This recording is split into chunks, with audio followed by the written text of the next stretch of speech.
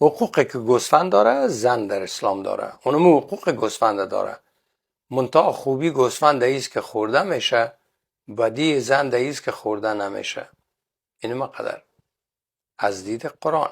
اما از دید رسول مقبول چی بوده؟ رسول گرامی اسلام حضرت محمد مصطفی صلی الله علیه و سلم در روایتی میفرمایند النساء حبائل الشیطان، مولای صاحب میره به فارسی بگوین زنان ریسمان شیطانن، زنان ریسمان شیطانن. یعنی که حتی که دست زن بگیری طرف دیگه شیطانه. او خانم او خوار، همی شمایی که یک قدر دیجه چسبیدین، شما گاهی خواندین همی دین مطالعه کردین اما تو کورکورانه میره قبول کردین. یعنی یک مرد که به می دین میای خو خیره، برای 4 دانه زن حق دادن، زن خود لطام میتانه طلاقم نگام.